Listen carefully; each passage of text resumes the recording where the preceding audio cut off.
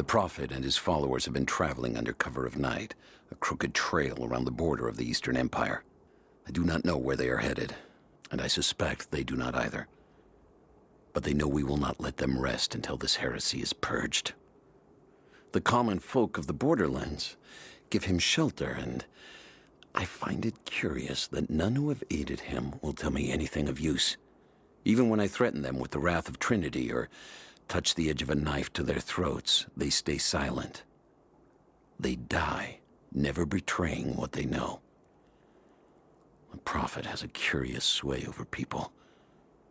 All the more reason he must be silenced.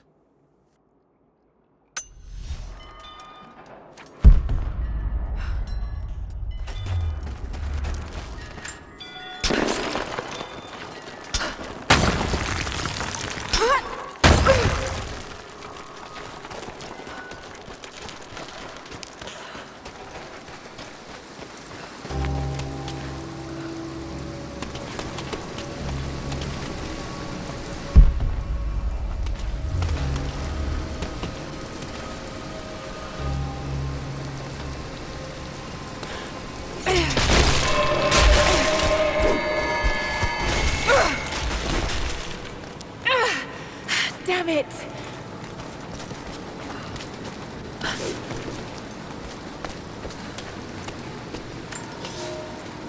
The fugitive Prophet has crossed out of the Empire and now turns north. I'm now in unfamiliar territory. The Order of Trinity was clear. I am to pursue the false prophet and his adherents to the ends of the earth and wash away his heresy. But I believed I could overtake him months ago. Still, he eludes me. He crosses Khazar land and across the Caucasus Mountains. Here, I'm at a disadvantage. I speak a dozen tongues of the Empire, but in the hinterlands, I'm often left to communicate with little more than a sword. The Prophet, it seems, speaks every language, as if he were born to them.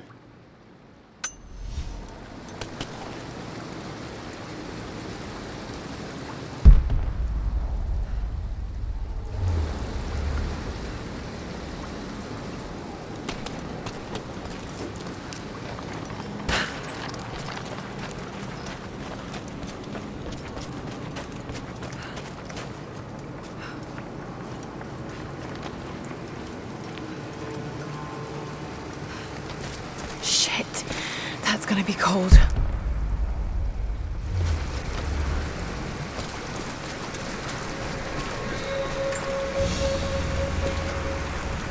An arrowhead carved from bone.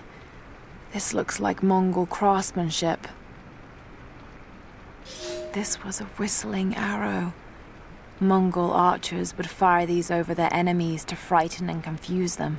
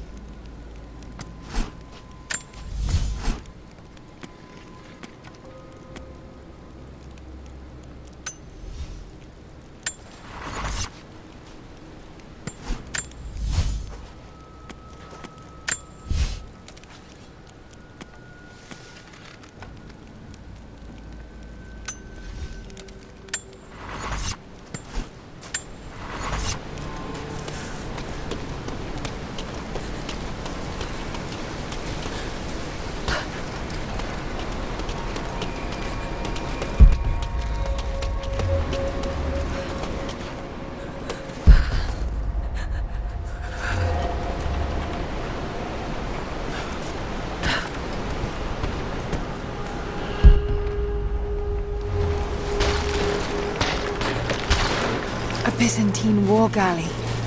How the hell did it get down here?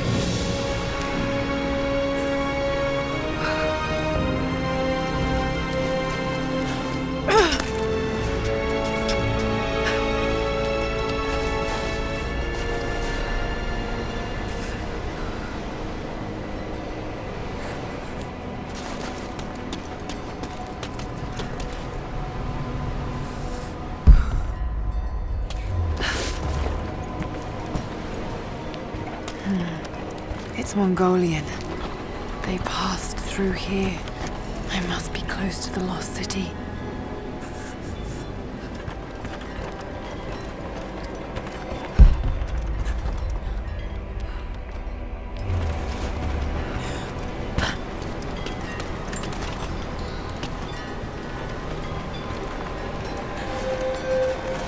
Must be something up there.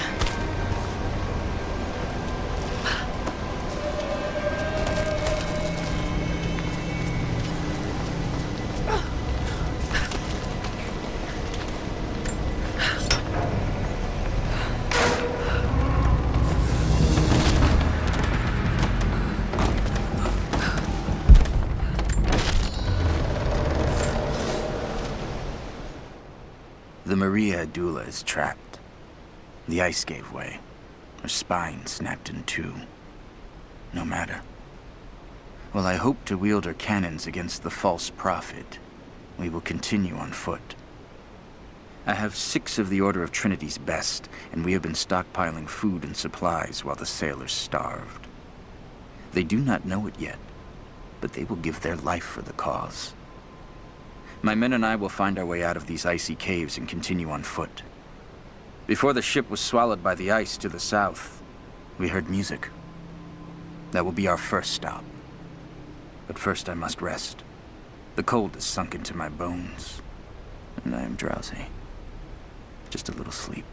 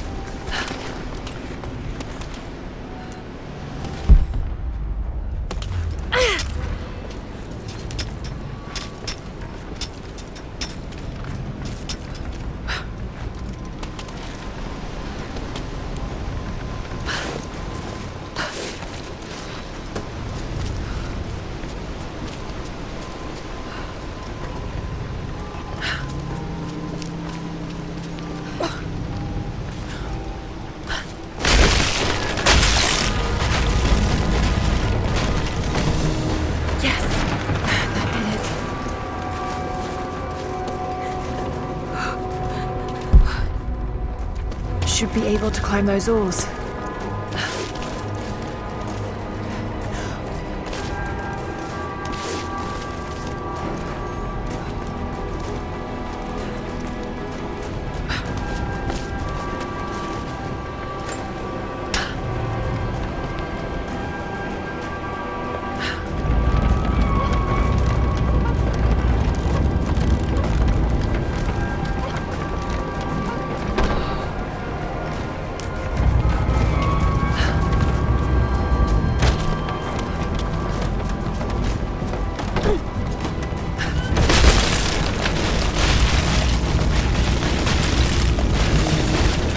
Got it. Now to find out what's up there.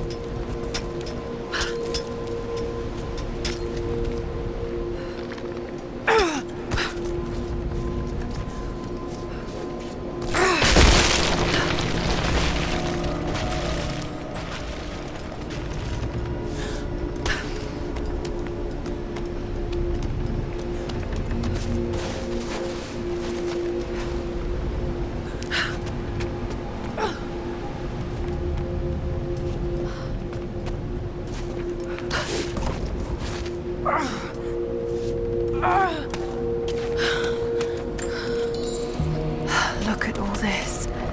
Why were they carrying so much wealth with them?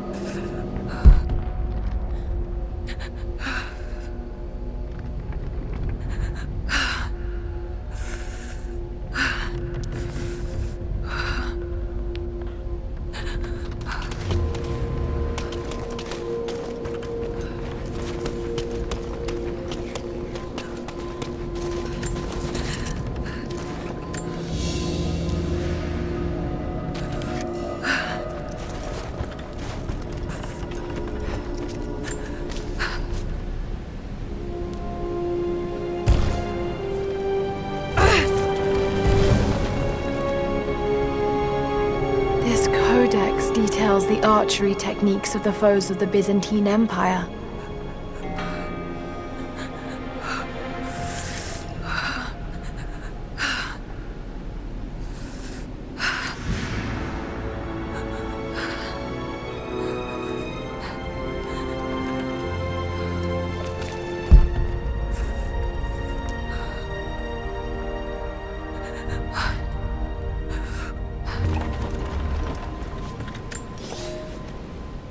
It's done. We'll die here, thanks to Coraldus and the madness of the Order of Trinity. My ship will never see water again. We entered the glacial sea too far into the winter. Would have been turned back, but Coraldus would not abandon this lost prophet. He and his dead-eyed warriors seized control. He forced the ship through shallow tributaries until we could go no further. Then he made my crew construct sled runners, and the bastard forced us to tow the ship over land.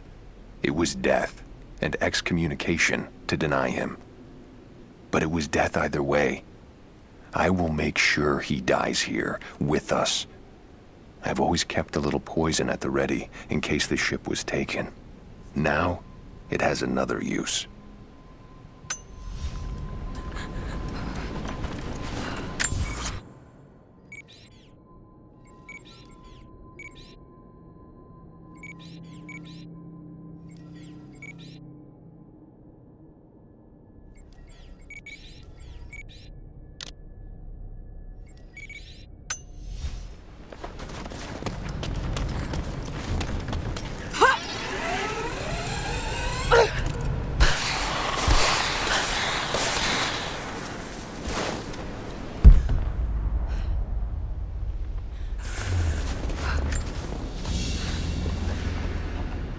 Byzantine brooch. The enamel work is beautiful.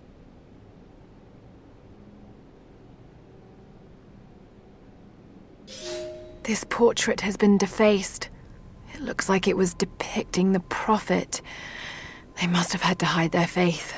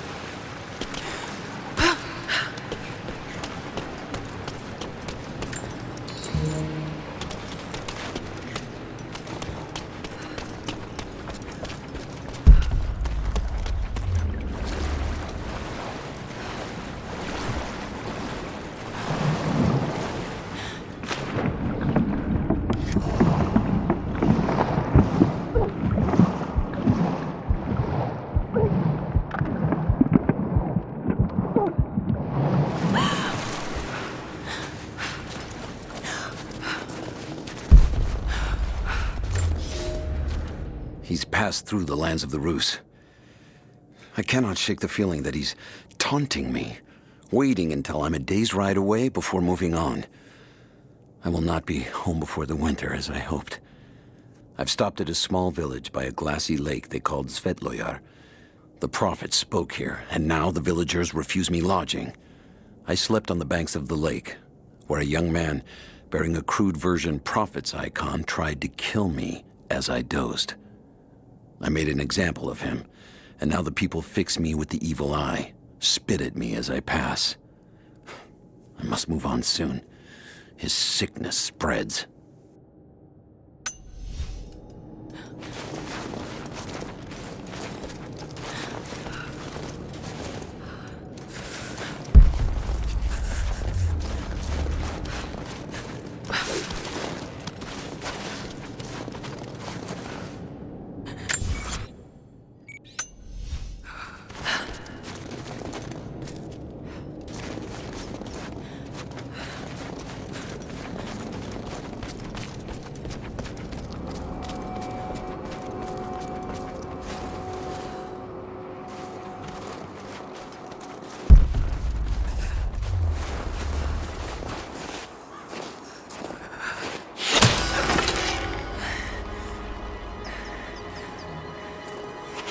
I'm not your enemy. That remains to be seen. You killed those men back there. I killed them to survive. I suspect you did too. How long have they been here? Days, at most. The invaders took many of my people prisoner. You should leave this place before it's too late. I can't do that. I came here for something important. So did they. If I see you again, I'll put an arrow in your throat. You and I are on the same side. I hope I can prove that to you. What's going on down there? Who...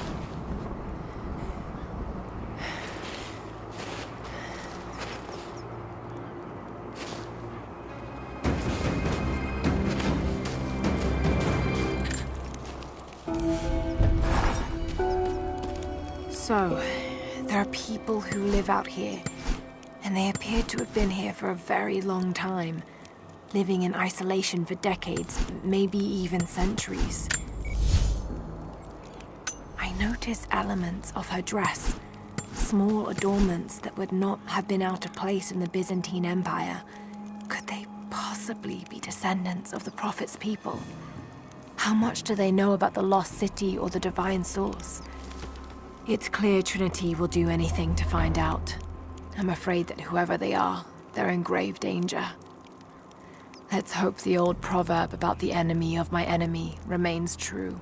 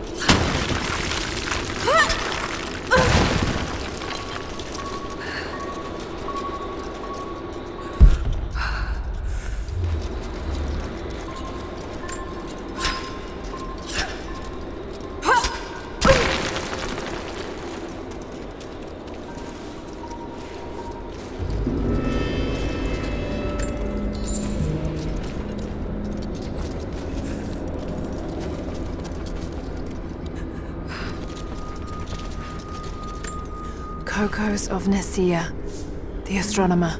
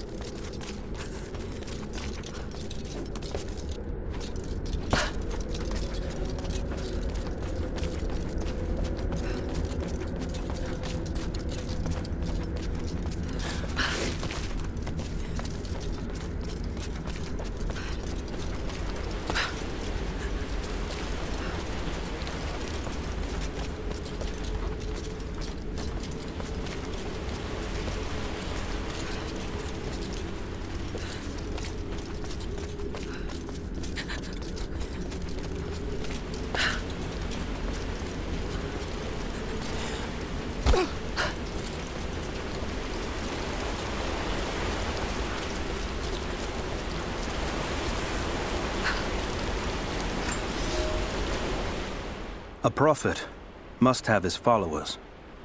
Kokos of Nicaea was one of the prophets first. Branded a heretic in his home city, Kokos joined the pilgrimage north. His knowledge of the stars helped guide the way. It is said that Kokos and the prophet would sit for hours under the stars debating the nature of the universe and man's fraught place within it. For the prophet, he built an orrery of planets and stars, so that even during the dark of winter, he might gaze upon the night sky.